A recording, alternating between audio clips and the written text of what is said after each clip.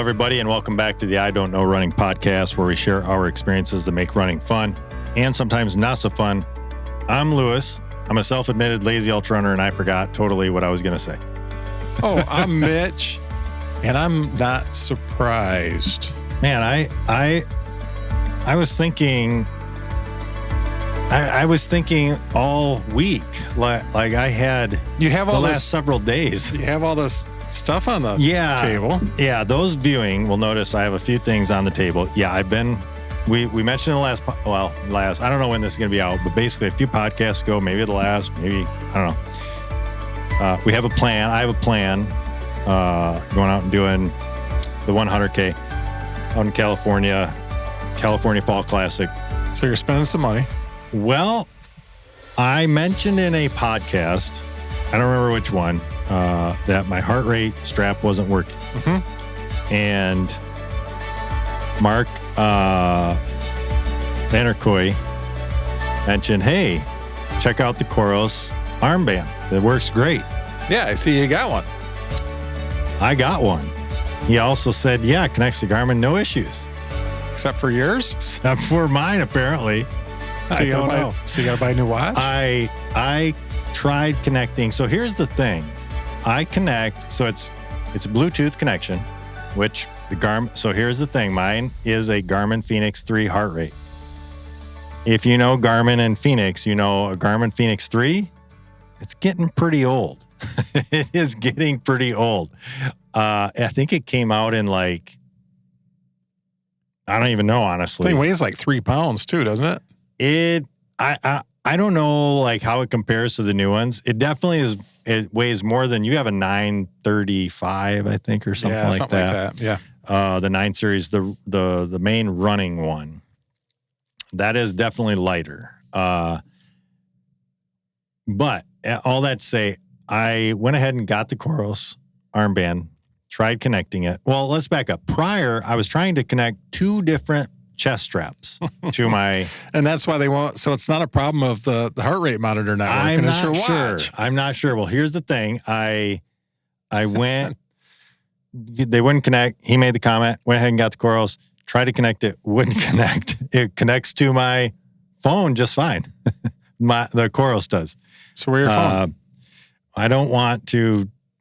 it would just be too messy to try and do it through Strava and try and monitor heart rate and all that. So I said, all right, well, and prior to getting it, I was trying to find out if the Garmin Fenix 3 heart rate, HR, that version of the Fenix, would connect to Coros.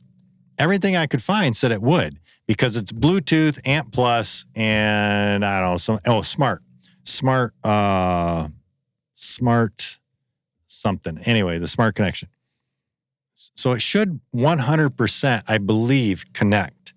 So I go, well, that really sucks, because I really want heart rate. I really do a lot of my training. I just like knowing my heart rate. How much am I pushing it? Because I like the last week and a half, I've felt pretty good, but I have been, what I think, really running fairly easy, but I have no idea how to know.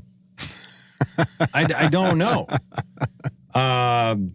I can go off power, but that is only giving me so much information, because I don't even know what my power zone should be. And I don't know if it knows without heart rate how much, where you are actively. It can tell you what power you're at, but I don't know if it's telling me where I'm at. Mm-hmm. So, in addition to the trail shoes you see, because I'm going to try these out, and the Coros, I ordered a Fenix 7 yesterday. This has turned into an expensive thing. Yeah, well, but that's not the latest one. It's not. The Fenix 8 is the latest. The Fenix 7 is a couple years old, actually. And they probably got deals on them. Big deals. That's why it's a $900 watch that I got basically half off. Oh, okay. I went, all right, well, I can handle that. And when a couple of years ago, when I was doing some races, I said, if I ever do another ultra, let's say 100K or more, I was going to upgrade anyway. Mm-hmm. So I had plans. You want that battery life anyway. Yes, exactly. And so I scoured several different DC Rainmaker who he reviews every watch. Like I think Garmin, I'm not sure how he gets them. He probably gets it paid for by his views on his website.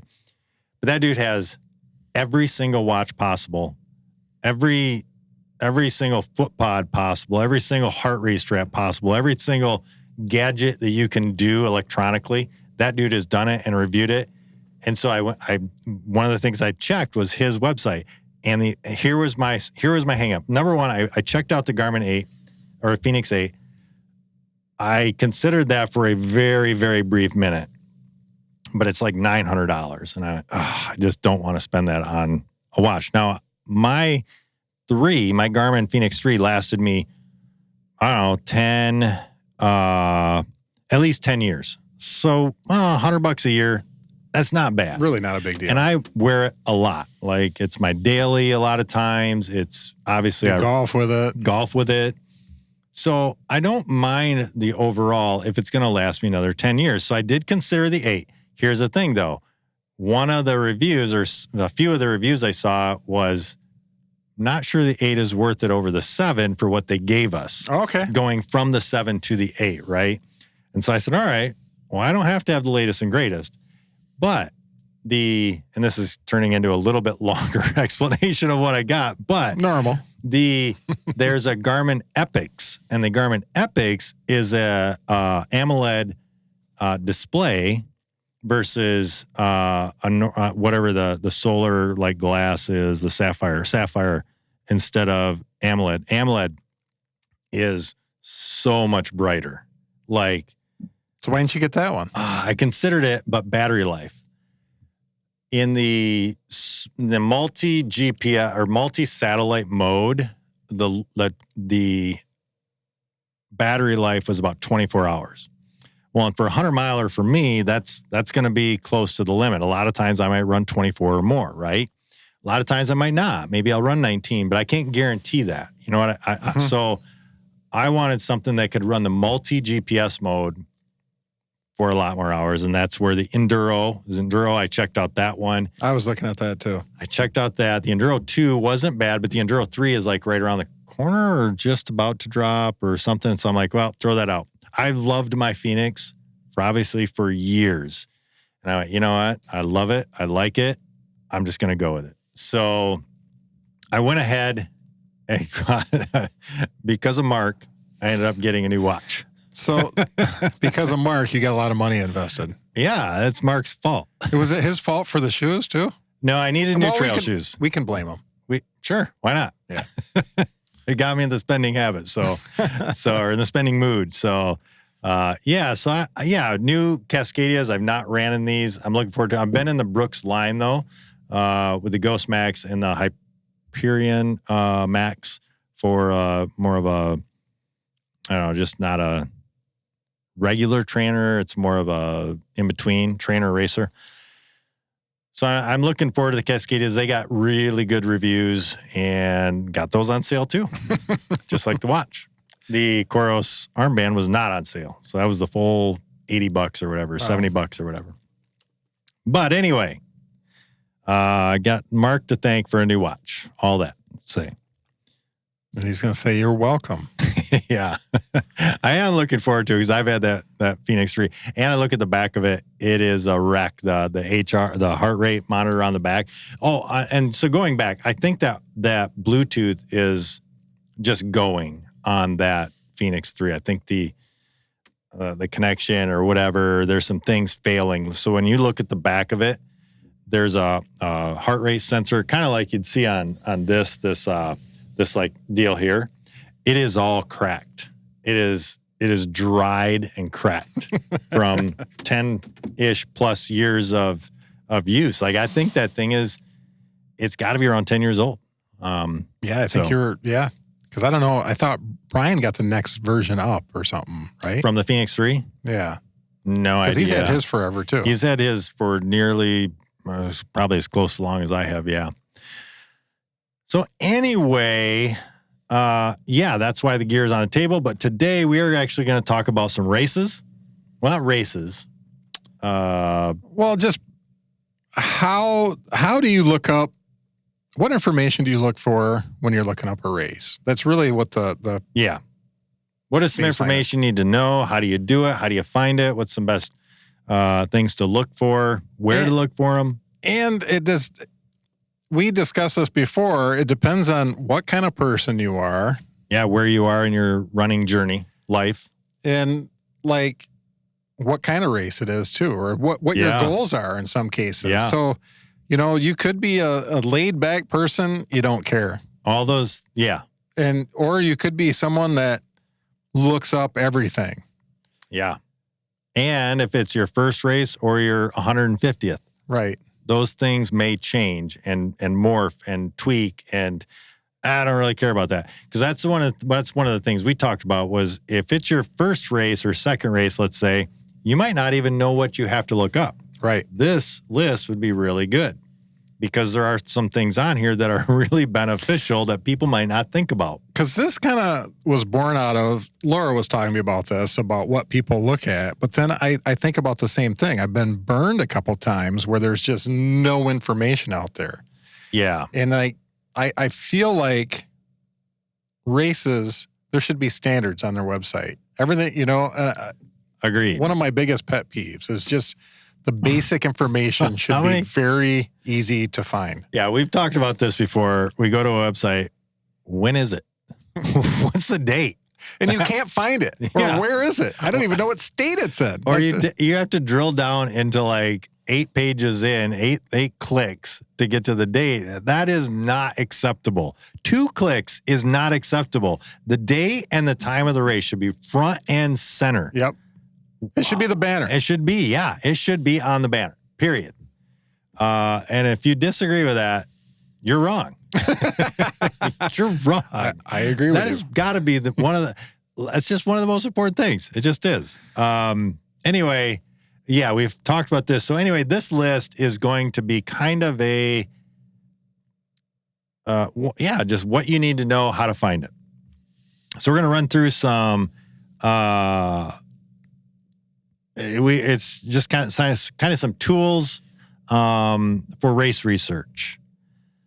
Number one, how to find some information about the race, right? So we're just going to go through some of these things. Online directories and for races and clubs. Talks about what they are, serve as central hubs for discovering running events by aggregating information on numerous races. So Marathon, what's that website? Marathon Guide. Or Running in the USA. So. Oh, did you have that? You do. Yeah, I do. So both of those. There it is. I put some examples. I put some examples down there for you to read. But I use these sites a lot. It just depends on your preference. But you can search by state. You can search by, just so many different things. By distance, all of that. Yeah. And some of the benefits, you've got mentioned here, saves time 100% because you're going on a vacation, you want to throw in a race, and it doesn't have to be a marathon. It could be a 5K, it could be a 10K, it could be a whatever, or maybe you have time for a marathon. A Marathon Guide or Running in the USA is a great location to go look for those because it is literally, like Mitch said, you search by state, but not just by state. I want to see all the 5Ks in October. Yeah. Boom. There you go. Yeah. So I like how it breaks it down. I use it. Then I take notes from there and I start pulling it in and say, hey, this one looks good. Yeah. It fits into my schedule. It's a state I need. And then I go from there. Yep. So those are a couple of places you can do it. You can go to the official race website if you know the race you want to. And these typically a link right to the official website as well. Yeah, which gives you obviously more information. We'll dig into that a little bit. But you can go to the official race website. If you know you're going to go and do Grand Rapids Marathon, you go to Grand Rapids Marathon website. Mm-hmm. You can go and search for race reports and course reviews. I like it. I wish they would do that as part of like the tools for searching, like on Marathon Guide. Yeah, like Lincoln stuff like that, to where because you've done that. Boy, that would be a lot of work. It would be, but a lot of people will, like, I know Brian always, he records the race and he puts out a video on each race that he does. And a lot of people search on his stuff to go run that race because it'll show some of the course and it shows some of that stuff. Yeah, it shows aid stations. It shows the finish. It shows the star. That's like a lot of that stuff is really pretty good information to know. Because Marquette 50 Miler had your video on their race page at one time. Yeah, it's funny. Andy, the old race director, I remember the first year I did that video, and he said, because a lot of people don't know what that race is about, really how tough it is. And he said, this is mandatory viewing for people doing this race. Because I did like some of Hogsback going up it and just showing it's not an easy race. There are some climbs in there that are hard. And you should know that stuff. Yeah. I mean, that's why you would want to research that if you're looking for something flat and fast or you're looking for something challenging or something beautiful. Yep. And that's both. Or you don't care. Or you don't care. But the official race website obviously is a good location to go to as long as they've got the proper information listed. Right. I'm sorry. But yeah, race reports and race course reviews, as mentioned. Obviously, you can go and search YouTube for any race, and not that you'll find every race, but there are a lot of races out there that people have done YouTube videos on or vlogs or whatever. The next one is indeed videos, such as YouTube, going to YouTube, things like that. They may be on the website, not as often, but yeah. And you can search, like we have a couple of friends that do that, like Brian Steinberg runs too much, or Craig runs ultras. We know both of those people, and they put videos out on the race. Yeah, the Ginger Runner, he's got some. And then it's funny because Craig runs ultras. I brought him up, whatever, last week or the week before, whatever it was, to look up the California Fall Classic just to see what kind of a race it was. But those are great. I think those are, if you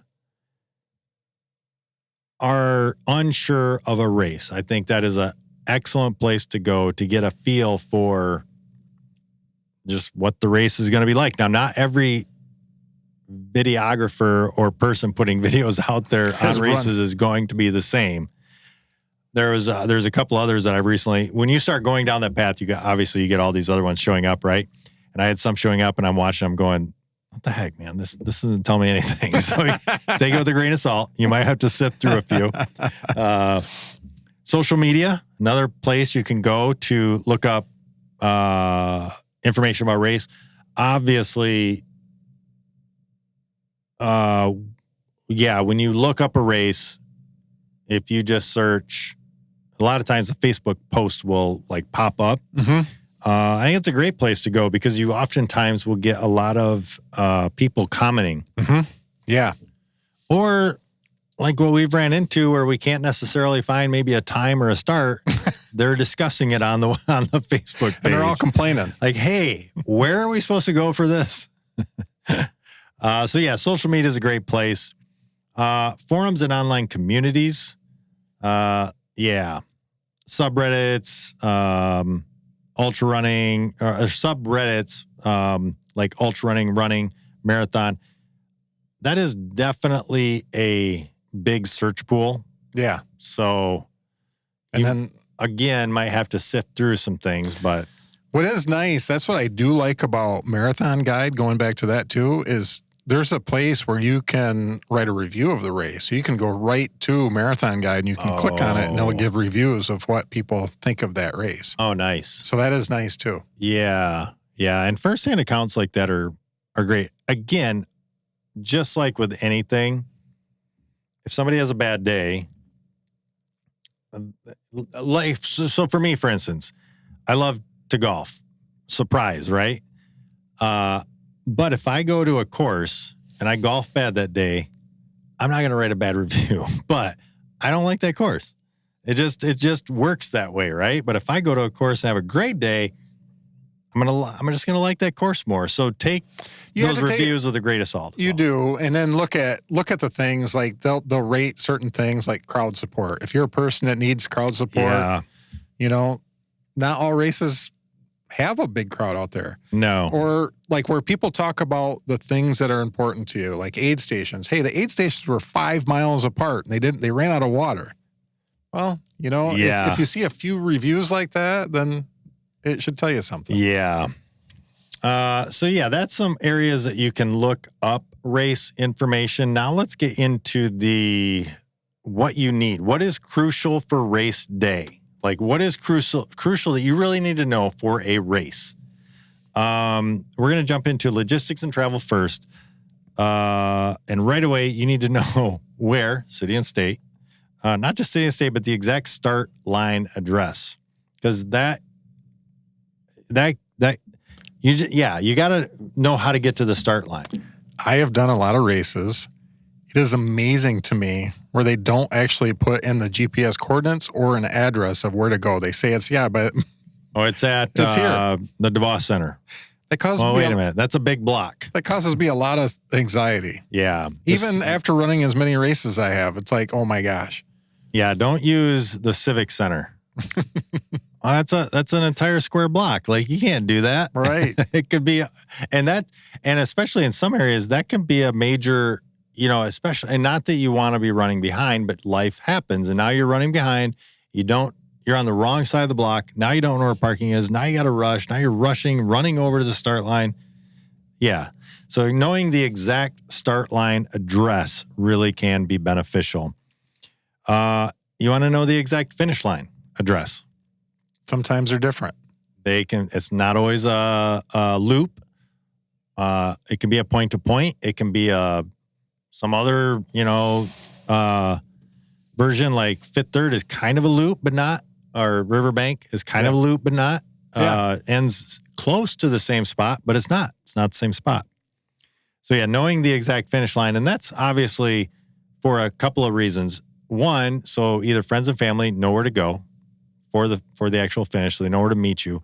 But two, you want to know, okay, you arrived to the start, but now it's 5 miles away from the finish. That sucks that you got to finish and go find your car 5 miles away. Hopefully there's a shuttle service, and you should know about that too. Then know about that too, yeah. We've done that. San Diego Marathon, Nicole and I think it was my second marathon. Her first or second. Maybe she did the half even. I don't remember. But anyway, I think she did the marathon. But anyway, we got done and her brother was out there and he's like, oh yeah. I parked us over here. It ended up being forever away. He felt bad by the end because we had to walk like, I don't know, a mile. We had to jump on a train. We had to jump on a shuttle. We had to jump onto this. And then we had to go like underneath to this like giant parking for like a football stadium or something. It was, yeah. So knowing where to park, and I'm surprised he did that because he would know better. But anyway, it's history. We've lost a car before. Oh yeah. And not been far from it. I don't know how we could have, especially now looking back, it's not that hard to get around that place. No. Nearest airport. Yeah, I think that goes along with the closest hotels. Like if you're an out-of-towner, it would be nice if they'd put that on the website. They don't always do that. But thinking people that do run 50 states, if I want, what's the best airport to get into? I don't want the local, puddle jumper airport either. That's pointless. Like nearest airport, that's literally only open on the weekends. Right. Or it costs $5,000 to land in there because you got to take a private plane. Yeah. The nearest best airport that actually has commercial flights. Let's talk about pre-race preparation. Packet pickup. It's nice because it's not always where the race is at. Yeah, and dates and times of it because some races won't allow you to pick it up morning of. Or you pay an extra cost morning of, and that's important to know that. Yeah. So you can show up the next morning and then be like, no. You don't get it. It's available, but that was an extra cost that you didn't pay for. Yep. So, sorry. Know those things because it's going to wreck your day if you show up and can't get a bib because you thought, oh, I'll just pick it up race morning. Not always happens. So yeah, no pickup dates and times and where, because yeah, as Mitch mentioned, it's not always near the race start or finish. It's completely different location. Matter of fact, a lot of times it's somewhere else. Pre-race food / breakfast options. Take care of yourself. Mm-hmm. Not necessarily, they're not going to necessarily have it. Brian likes to get McDonald's on the way. I don't know how that sits in his stomach to this day, but it works. Yeah, somehow he does it. Works for him. It wouldn't work for me. And on that same note, like, this is just me, but and to some of this, again, some people might roll their eyes, but a lot of people want to know this stuff. They want to, and so as I mentioned in the beginning, your first race, you might not think of this stuff. So hopefully this just helps you kind of know, all right, I should think about this, because to the point with Brian, if you're not going to depend on the race bagel when you get there and you want to hit something on the way, know where you're at, know what's on the way, because it's not always easy to know how to get around or what the times of those restaurants are. Right. They're not always open at 5 a.m. Well, a lot of times you stay at a hotel and their breakfast starts after the race starts. Yeah, and that's always a bummer. Oh, yeah, I'll grab something on the way out. Nope. They don't have it open. No, you're not. Course and race day details. So let's talk about this a little bit. Start time. Is that important? Kind of. Chip start. Just roll through there at some point. Yeah. Important to know the start and double check, triple check that. Because you've researched, by this point, you've researched like 5 races to figure out which one you want to do. You signed up, and now you might have 5 different start times in your head. Make sure you know the start time. Course maps. Why do we got to know that? Well, I like to be surprised. So you don't want to know the course map? Well, when it's one of those things like you were talking about, like, where are you at in your journey? I used to drive the course. Oh, now, okay. Whatever. Surprise me. It's funny. I'll look up the course route. 100%. I want to know elevation, because if it's got some nasty hill in the middle of it. Yeah, I just like to know, like, it doesn't matter what the race is, a 5K, half marathon, 50 mile, 100K, 100 mile. I look up the race course. And there's some that one that Karen was going to do, they don't mark the course. You're supposed to navigate it yourself. Oh, that's a whole nother game. Yeah, we're not talking about that. We're not talking about that here. You might want to know that if you're signing up for a race. Yeah. So. But I'll know, I have a pretty good idea of where I'm running in an area when it comes to a race, 100%. And part of it is because I want to know how am I going to feel like when I get to mile 18 of a marathon, let's say, and let's say there is a significant landmark in that area. Well, I'm trying to picture in my head how best can I handle myself when I'm down or feeling like crap or whatever, Hey, that's a bright, shining moment at that point. I've researched it. I know the landmark. I'm like, all right, just get through this. It just helps you on race day. It does. So some things to think about. Aid stations. Yeah, we talked about this before. You said, well, if it's a road race or an off-road race, if it's your first time running an off-road race, you should look at that, because you'd probably need to carry a lot of stuff. But road marathons, we take it for granted. We think that they're always 1.5 to 2 miles apart. Not true. Not always. Not always. So if you get there and you're prepared to run a road marathon thinking you're going to take everything on the course and they're 5 miles apart, you're kind of in trouble. Yeah. And every race is different, and that's okay. There's an expectation to road, I would say road in general, road marathons, that the race will supply what is necessary for hydration and fueling throughout the race. Now, I'm not saying that is what they do. I'm just saying there's like kind of this expectation that the race will supply that. That's just not the case. You really have to pay attention to every race is different. Boston is every mile on the mile after 2 miles. Boom, period. But you said, as we were talking, you don't rely on that stuff ever, because it might not be something you like anyway. Yeah, I don't rely on nutrition. I rely on hydration. I do rely on hydration depending on the race. So like Boston, I'm relying on their hydration 100% because I know they're every single mile. And I just want to do well there. So I don't want to carry anything I don't have to. Other races, as we talked about before, yeah, let's go run Glass City together.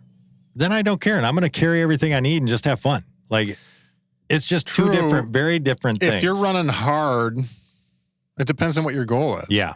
So if you're going to run, if it's going to be your A race, you might want to set up the best way you can for success. If you're running with friends, you don't care. And that may determine what race you pick. Because I'm not going to try and run an A race where the aid stations are 5 miles apart. I'm going to have to carry a lot. I'm not going to do that.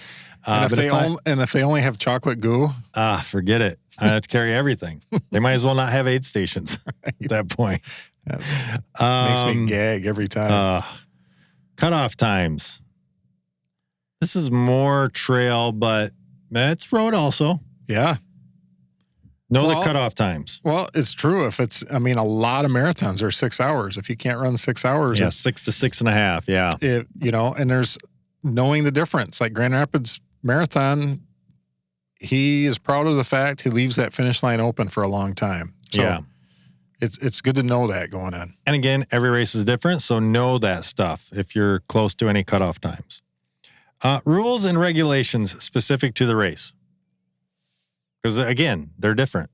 I thought about this. Okay, here you go. Here was something. I don't know. It's so funny. My run this week. Check this out. So here's a rules and regulation question.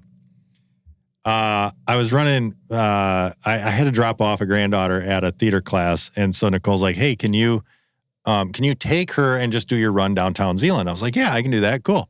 So I get to check out, a different route and all that, and it was kind of fun. But as I'm running, as you do when you're running, especially by yourself, you just start thinking of random things, right? And so I thought about this. You're on a race course. Every single race says this. Littering the race course is grounds for disqualification. Don't litter, right? Like put your litter in the aid areas. But people never follow that. Well, I think that we should. Like 100% we should. And I think that that is a race rule, right? So here's the question.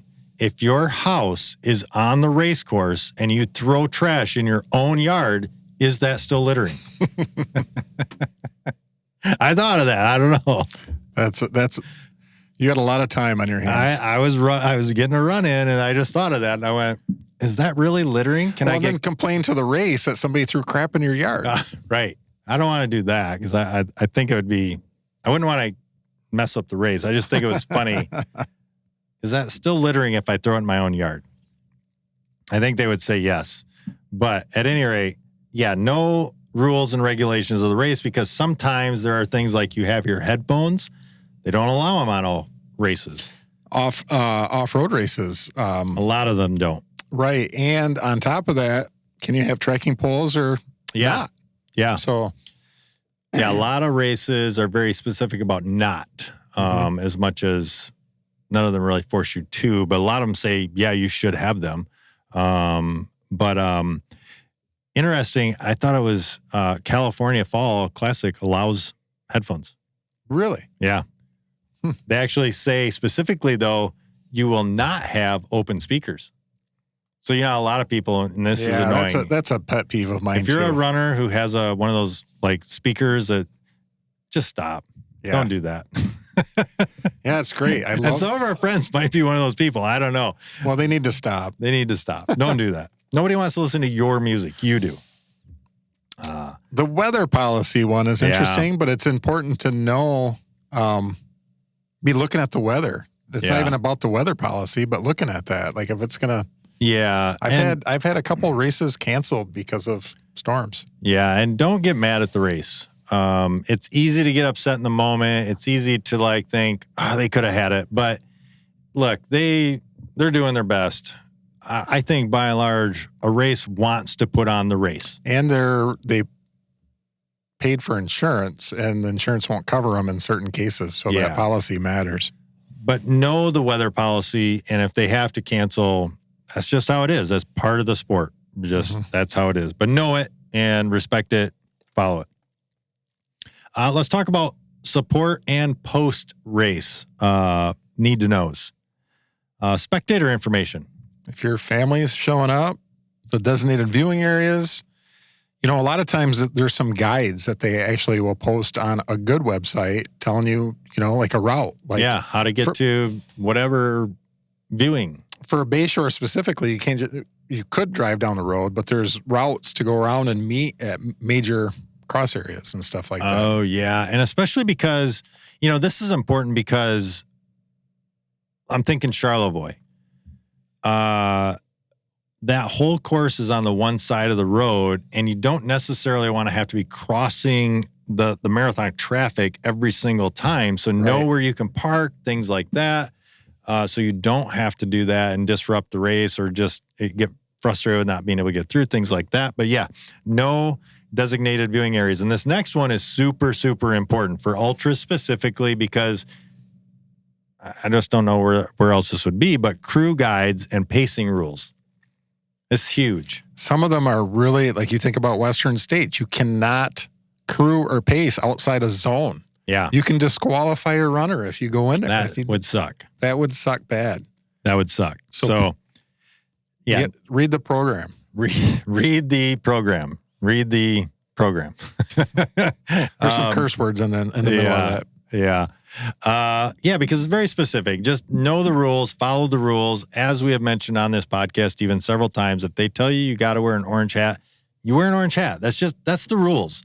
It doesn't just follow them. You know what I'm saying? I do get aggravated with that because people want to throw a fit about stuff. Well, don't run the race then. Right. Go do a different one. This isn't your race, So just follow the rules.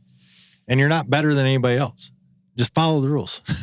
You tell I don't like that when people do that. I think, gosh, man. Is this a pet peeve for you? Yeah, too? It is, yeah. Medical sport information, super important. I think it's important, especially after talking to Terrence, with things that have happened recently, you really want to run a race that does have medical support. Yeah, 100%. Know it, know where, and it is easy to look at a race course because a lot of the maps will have the little Red Cross or that's a Red Cross. I don't mean Red Cross, the organization, but a Red Cross indicating aid or medical sport. And it's easy to look at that course and gloss over that, but you really should pay attention to that because you don't know what's going to happen on race day. And I don't even just necessarily mean to you. What happens if another race, a person running the race goes down? And if you knew there was aid or a medical at 10 and you're at 9.8, well, guess what? You're in a really good position to help that person out. Instead of thinking, gosh, was it behind me? Should I go back? Because not every course is going to have, 30 people around you. You might be by yourself with one runner and the next person might be a mile away because not every race is 5,000 people. Right. So those are actually really good things to know in order to maybe help you or somebody else. And that's, it could be very, very important. Award ceremony. I was going to skip over that one because I don't care about that crap. Unless I'm the only one in my age group. Well, we just talked. Because then I'm standing on the podium for sure then. Not every race has 2,000. You might have one that only has 50. You got a good shot. It's happened. Mine's got video of it. Yeah, what was that one?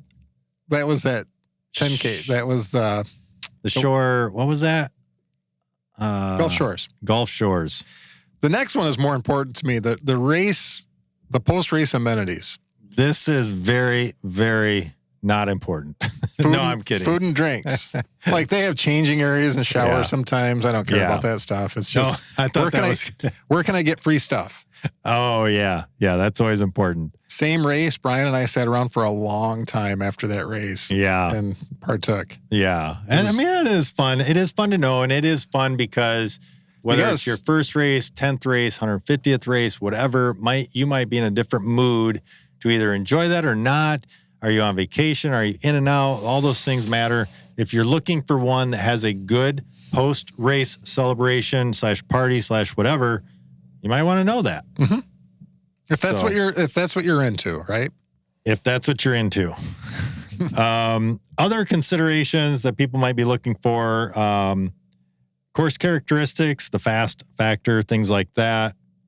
Is it hilly, turny? One thing, here's a good example of that is, unfortunately for Kalamazoo, a lot of years was known for those little chutes that went around a cone to make sure they got the distance in. And there was like a year or two where they had like 5 or 7 of those things. It's like, come on, just stretch this out so we don't have to do those little hooks. Right. Because those are annoying, but know those things. Well, what was the other thing? Scenery, those types of things. Elevation. Mm-hmm. All very important. Course surface. Is it all pavement? Is it not? Is it crushed limestone? Things like that. That's important stuff to know. What kind of shoes are you going to need / want / yeah.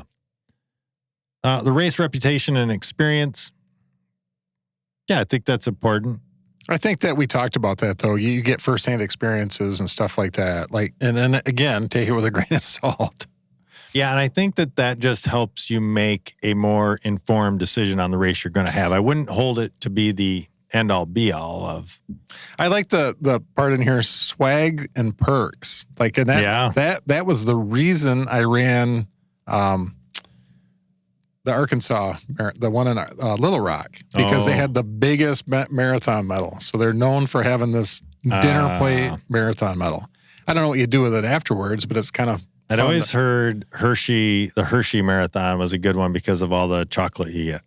Yeah, in Pennsylvania. So that one gives a good swag. And I think that there's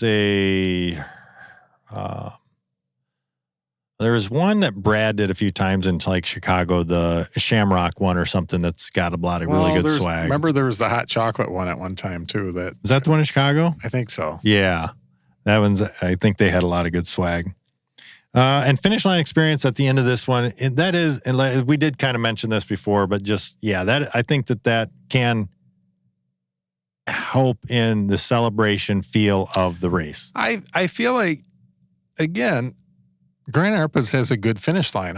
They really do. I think Bayshore has a good finish line. They have Moomers there. It's just like a place for people to gather and kind of hang out after the race. I like that. I've been to so many races where you cross the finish line and there's nothing. Yeah. It doesn't feel good when you cross and there's literally nothing. Right. Like, Mitch Brower. Not even silence. It's just like nothing. One person's clapping. Yeah, that never feels good. The one person clap. And it's your wife. And then they're taking down the finish line right away. Yeah, that's never Marquette. That was an accomplishment, though. They were taking it down before I crossed the finish line. That was an accomplishment, though. That was an accomplishment for all the people that went and waited, too. I had a lot of barbecue. Yeah, there was no food left for me. No. I think we tried to save you some, though. Oh, I don't think you wanted anything. At one point, I was like, I don't even know if I care if I finish now. Like, this thing sucks. Yeah. I was having a bad day. No, the race was great. Yeah. I mean, it's a good, well-put-on race. But, man, that was a hard. It is still one of my favorites. Like, it is still one of my favorites. Cost and value, obviously, that does make a difference. Well, we talked about that with the unique marathons and how, like, it's a cool race, but it's $10,000 between travel and entry. We have not covered that one yet. We talked about that offline. Oh, okay. We're going to do that one. Well, I was just talking about the unique races. When I started to look into them, I was like, oh, they're expensive. I don't think we did that, though. We did the unique races. We did unique, but I don't think... We talked about cost. That's right. Yeah. It was the hardest ones or something like that. Yeah. So, yeah, knowing, obviously, if it's a $10,000 race or a $100 race does make a difference, and what the value is that you get out of that. Well, that was my point, is that, say it's a $200 entry, but it's in this very obscure place, and there's hardly any places to stay, and your hotel is going to be $300 a night. You got to, you know what I mean? Like Yeah. that's what you have to pay attention to. Yeah. Or $200 and it's literally the only way you can run this area. What's that Indian reservation one? Oh, yeah. Like, that makes a difference. I'd do it. Qualification and lottery. Does it have any time standards? This is a good one too, because something you can do is good. For instance, I signed up for Lake Sonoma, not Lake Sonoma, California Fall Classic. The other one I was considering was Lake Cuyamaca in California. I think that's how you say it. Lake Cuyamaca, I think so. Anyway, they require you to have a 50K qualifier in the same year. Well, I don't have that. So I could have signed up for that race and not read the details and went, oh, dang, I need to get a qualifier. And now you could sign up for it. Here's the thing. You could sign up for it without the qualifier. But then still run a qualifier. Well, if you didn't, you're screwed. You're just, well, it's part of your training. Yeah, totally. Like I'm just saying if you didn't read the details and you show up and you're like, what do you mean I need this? Anyway, know that stuff. No qualification or lottery entry or anything like that. Time of year and weather. Yeah, I think this is good too, because that is, again, perfect example. I looked up Lake Sonoma area in October. What kind of a weather am I going to expect? So yeah, knowing that could be interesting because I'm sure you could get rain. Yeah, you could get rain. You could get cool temperatures in the morning when you take off, or cool temperatures in the evening as you're coming in. So know what to pack, know what to... Yeah. I know what I will be carrying on that race. I have a specific outer layer that I like to carry. Yeah, planning and consolidation. Final thing, creating a document. It's funny, I already have a crew sheet set up for California Qual Classic. I was doing, all right, I need to plug in all the aid stations. I need to know, what am I going to need? Well, you're going to add coordinates too for me to follow, right? Yeah, 100%. I don't know. Well, we will have to look at that because, yeah, you want to make sure you get to certain areas. But yeah, I think those are really good to have. And I don't think a lot of people do. Now, granted, for a marathon, a road marathon, do you need that? Probably not. This would be more the ultra world, 50K even, because I'm thinking, look at Calhaven. That would be a good thing to have for Calhaven because well, they don't have a shuttle. I'm thinking just like if you wanted crew to follow you, family to follow you, knowing where they can go and give them that spreadsheet. But what I was thinking about Calhaven, though, is that it's a point-to-point, and they don't. You have to figure out your own. Yeah. No, they used to do a shuttle. We didn't. We never did. Yeah, we would. We would always park a vehicle at the finish and then carpool back and shove probably too many people in a vehicle to get back to the start. Safe. But yeah, those are some things. If it's your first time running a race of any distance, these are some things you're going to want to know. Some of these you want to know regardless of distance. 5K, you got to know where to start. You got to know where the starting line is. You got to know the time, things like that. And a lot of these things, as I mentioned earlier, you don't even necessarily know what to look up if it's your first race. Like you don't know. And then you do a few and you're like, oh yeah, I wish I knew this or I wish I knew that. And some people don't care and they're just going to go with the flow and figure it out. Depending on where they're at in their running journey. So yeah, let us know your thoughts on this list and what are some things that you would add to it. Or what are some things you'd take away? You don't really care. Might be just your personality is like, I don't care. I just need to know where to start and what time. That's it. And I'll just make it through. I have some friends like that. Yeah. And that's okay. We'll show up like 2 minutes before it goes. Or not show up. And that's okay.